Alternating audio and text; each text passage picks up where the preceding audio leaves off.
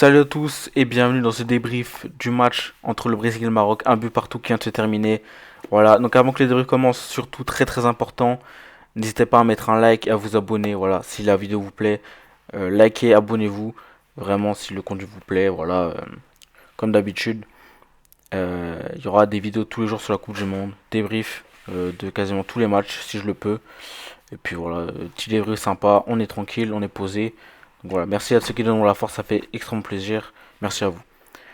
Donc du coup, on va parler de ce match entre Brésil et Maroc. Comme je l'ai dit, premier choc de la Coupe du Monde, match qui aura été globalement assez équilibré.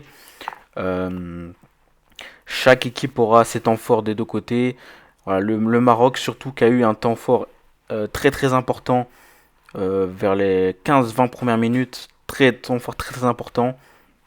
Ils marqueront leur premier but comme on le verra tout à l'heure. Voilà, but de Saibari tout simplement. Mais globalement, voilà, le match aura été très équilibré. On le voit dans la possession, 54% à 46. Voilà, avec 8 tirs côté Brésil, 5 cadrés et 3 tirs côté Maroc et 4 cadrés. Alors, le Brésil, on s'y attendait, n'est pas forcément au même niveau que le. Voilà, c'est pas le Brésil Prime, tout simplement. Et comparé au Maroc, voilà, le Maroc qui est vraiment sur une bonne phase, malgré, voilà, ils ont perdu la dernière CAN contre le Sénégal. Bon, même si on ne sait pas à l'heure actuelle quel est officiellement le vainqueur, mais bon, sur le terrain, voilà, le Maroc a perdu un but à zéro face au Sénégal, tout simplement. Donc, oui, comme je disais, le Brésil n'est pas vraiment à son prime, malgré voilà, qu'ils aient des bons joueurs. Hein. Ils ont Vinicius, Rafinha, ils ont le bel attaquant de Première Ligue, Thiago, qui n'aura pas fait un match exceptionnel, on va pas se mentir. Euh, Globalement, voilà, c'est pas le Brésil prime. Et on s'y attendait à un match beaucoup plus équilibré, voilà, très très équilibré que même plus équilibré qu'on le pensait tout simplement. Donc comme je disais, le Maroc a eu son temps fort dans les 20 premières minutes et marquera du coup le premier but de ce match directement grâce à Ismail Saibari sur une passe. Bon, j'ai oublié qu'il fallait pas mettre le truc. Donc sur une passe magnifique de Brahim Diaz dans la profondeur. Magnifique. Donc le lob. Lancer en profondeur, il va lober Alisson. Le lob est vraiment magnifique, impeccable. Un but à zéro pour le Maroc. Suite à cela, le Brésil va vite réagir quand même, grâce à Vinicius, qui va provoquer tout simplement une action solitaire. Voilà, sur son côté gauche, hop, le marquage n'est pas au top, on va pas se mentir. Il y a pas trop de défense sur lui. Donc Vinicius qui va faire un petit crochet, frappe, magnifique frappe pour l'égalisation. Donc pas très longtemps après, le but du Maroc. Donc un but partout à la mi-temps et puis globalement en deuxième mi-temps, voilà, voilà, on sent que aussi peut-être la chaleur agit un peu sur les deux équipes. Voilà, il n'y aura pas trop d'occasions. Il y aura une occasion en fin de match, il me semble, de El Ainaoui qui va frapper, arrêté par le gardien par Alisson simplement en deux temps. Malgré un rebond, il sera arrêté mais il y aura un corner à la fin quand même. Bref, arrêté en deux temps par Alisson. Donc on sent vraiment une équipe du Brésil qui n'est pas, voilà, qui n'est pas à son pic de forme. Ça sera, voilà, c'est qu'un premier match et on sent aussi que les deux équipes surtout ils voulaient pas perdre le match, hein. Parce que voilà, comme je dis, c'est un choc pour les deux équipes. Pour le Brésil, c'est un choc, voilà, d'affronter le Maroc. Pour le Maroc, c'est un choc d'affronter le Brésil. C'est le match le plus dur pour les deux équipes, donc on sent que les deux équipes, voilà, ils ne voulaient pas perdre. Ils faisaient de leur mieux, voilà, pour. On ne sait pas s'ils voulaient vraiment tenir le résultat, mais ils essaient de pas prendre de risques pour tout simplement pas perdre ce match, c'est très important. Et au final, voilà, c'est plutôt une bonne opération, je pense, et pour le Brésil et pour le Maroc, c'est un partout. Je pense que les deux équipes sont assez contents, mais bon, on reste sur notre fin en tant que spectateur parce que voilà, on voulait plus de buts, plus d'actions.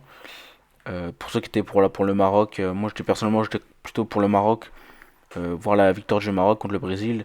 Pour ceux qui étaient pour le Brésil, voir la victoire du Brésil. Donc voilà, on sent que le match n'était un peu bridé, voilà, il n'était pas totalement débridé.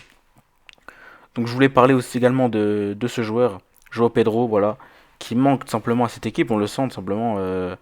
Joao Pedro qui n'a pas été sélectionné par Ancelotti. On sent que voilà, comme le dit Scipion sur Twitter, il aurait été totalement voilà, important pour cette équipe. Et vraiment son jeu de haut but, son jeu en tant que que neuf. Il aurait été vraiment super important, également devant les buts, etc. Rafinha a eu quelques occasions, je crois qu'il en a eu une, notamment où il frappe, voilà, arrêté par le gardien à terre. João Pedro aurait été très très important pour aider tout simplement le Brésil à l'emporter. Également, ce que je voulais dire, c'est que, voilà, j'ai oublié de préciser, mais dans le temps fort du Maroc, dans les 20 premières minutes, on sent qu'ils pouvaient en marquer plus des buts, ils pourraient en marquer, voilà. Ils pourraient au moins en marquer un de plus, donc 2-0, et on sait que 2-0, le résultat n'est pas le même. Et peut-être que le Maroc peut avoir des regrets dans ce match, mais bon, globalement, le score est assez logique, assez mérité. Même si, voilà, temps fort du gros temps fort du Maroc, après, ils n'ont pas totalement proposé ce qu'il fallait pour marquer le deuxième but. Voilà, le match était assez ennuyeux en deuxième mi-temps, donc score assez logique au final. Grosse action de Vinicius sur son but. Et voilà, tout simplement. Tout à l'heure, il y aura le match tout simplement de contre Haïti contre l'Écosse, c'est ça? Il me semble que c'est ça, donc on fera ce débrief là tout à l'heure. Écosse-Haïti, et puis à 6 heures il y aura Turquie contre l'Australie, il me semble. Donc voilà. Si le débrief vous a plu, n'hésitez pas surtout à liker, à vous abonner. Je rien de plus à dire simplement sur ce match. À part que ça aurait été quand même un bon match, mais on reste sur notre fin. Mais globalement, voilà. Bon, pour un petit choc quand même. Malgré tout, ça fait toujours plaisir de voir des matchs comme ça, Brésil-Maroc. Des matchs un peu, voilà, qui changent de l'ordinaire, parce qu'on n'aura pas vu autant que ça dans l'histoire. Je ne sais pas si ça existait, hein. Si ça a dû exister, des matchs Brésil-Maroc, mais affiche très très originale. Comme il y aura demain, il me semble, il y a Japon-Pays-Bas, affiche très très originale également. Il y aura d'autres matchs, voilà, c'est vraiment sympa à regarder, voilà, notamment le France-Sénégal. Voilà, la semaine prochaine. Donc merci à tous d'avoir suivi ce débrief. Si vous a plu, comme je l'ai dit, encore une fois, mettez un like, ça fait plaisir, ça donne la force, ça soutient. Abonnez-vous, voilà, si mes vidéos vous plaisent, si le contenu vous plaît, voilà, on essaie petit à petit de s'améliorer, de proposer du contenu, d'être pertinent, tout simplement, des analyses. Donc si ça vous plaît, voilà, merci pour ceux qui donneront de la force. Et tout simplement. Donc on se retrouve tout à l'heure pour les briefs de Écosse-Haïti. Vers aux alentours de le match, c'est à quoi? C'est à 3 heures. Donc aux alentours de 3h30 pour le débrief. Pas 3h30 du coup, 5h30 plutôt. Pour le débrief de ce match entre Écosse et Haïti. Merci à vous. Merci pour ce qui donne la force. Et puis on se retrouve pour de prochains débriefs. Allez, ciao!